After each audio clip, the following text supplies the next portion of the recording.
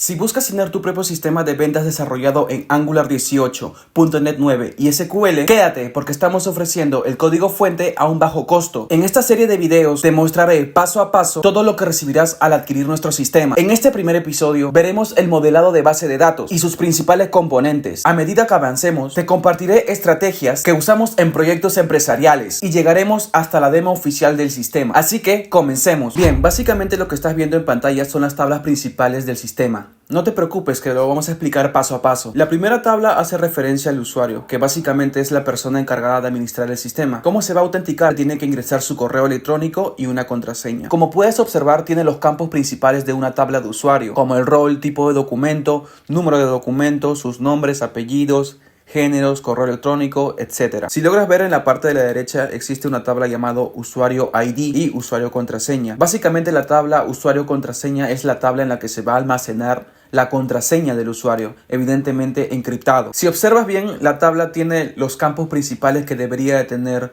una tabla de contraseña, que es el identificador del usuario, el clave hash, el salt, el estado y la fecha de registro. Y si nos ubicamos en la parte superior, encontrarás la tabla llamada usuario ID. En unos momentos te voy a explicar el por qué usamos este tipo de tablas, pero básicamente es por un tema de seguridad. Pero continuemos con las tablas principales. La tabla usuario restablece contraseña básicamente es cuando un usuario se olvida su contraseña y él ingresa su correo electrónico y solicita un enlace o un token. Ese token se almacena en esta tabla. La tabla venta número correlativo es los números de las ventas, nada más que eso. La tabla negocio, donde está la información del negocio, puede ser el nombre comercial, tu RUC, la dirección, celular, su correo de la empresa, etc. La tabla moneda hace referencia a la localización del usuario. Supongamos que tú te encuentres en México, en Ecuador, pues tú seleccionas tu moneda y todo el sistema se configura en base a lo que tú has seleccionado. La tabla cliente, sí, es muy importante almacenar nuestros clientes de nuestro negocio. Como puedes observar, tiene todos los campos básicos, ¿no? La tabla género, que hace referencia al género si es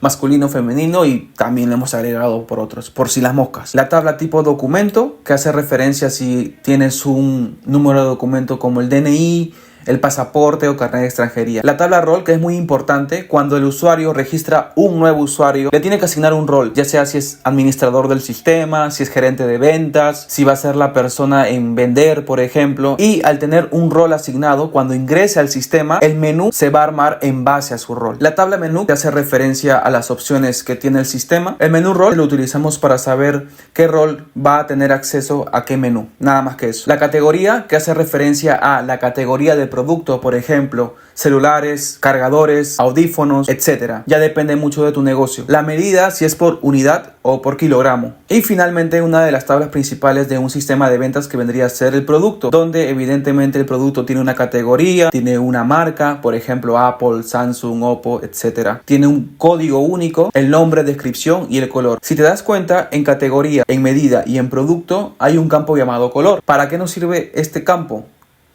Lo verás más adelante, te voy adelantando que es para los gráficos. Y finalmente llegamos a la tabla venta, el registro de todas las ventas que se hace en el sistema o que hace el usuario. Evidentemente tiene un usuario, sí o sí ese campo es obligatorio. Tiene un cliente, ese campo no es obligatorio, pero se podría hacer. El número de venta, la fecha de la venta, el precio total. Esos dos campos del ID boleta factura y URL boleta factura es donde se va a almacenar nuestras facturas o boletas. Y una nota adicional si en caso lo requiera. Ese campo de nota adicional también va a estar en la boleta. Y finalmente tenemos la tabla de detalle de venta, que hace referencia a la cantidad de los productos, el precio total, etc. Y bueno, finalmente llegamos a la parte de la tabla usuario ID. En esta parte quiero que pongas bastante atención. Normalmente cuando tú estás en un sistema que consume endpoints, notarás que hay una respuesta. Supongamos que tú estás en la lista de usuarios. Hay un apartado en la que tú puedes ver qué es lo que te responde el API. En algunas ocasiones y por descuido, devolvemos los identificadores del usuario. Eso no se debería hacer. ¿Por qué? Porque estás vulnerando información en la cual un atacante podría saber cómo obtener información, porque es un identificador. Cuando nosotros registramos un nuevo usuario, los identificadores son autoincrementales. Por ejemplo, supongamos que tú tienes 5 usuarios. Si tú registras el sexto, su identificador va a 6. Si tú registras el séptimo, su identificador va a ser 7. Si tú registras el octavo, su identificador va a ser 8, porque es un autoincremental. Entonces, al ser autoincremental, es muy fácil adivinar cuál será o cuáles son los identificadores del usuario. usuario. Entonces, supongamos que tú en una prueba tipo Postman, tú quieras hacer un get basado en un identificador. Evidentemente tú vas a saber cuáles son los identificadores de todos los usuarios, porque son autoincrementales y es muy fácil adivinar. Entonces, ¿qué es lo que hacemos? Cuando creas un nuevo usuario, se genera un WID. Ese WID se registra en esta tabla llamado usuario ID, que básicamente le vas a pasar el identificador del usuario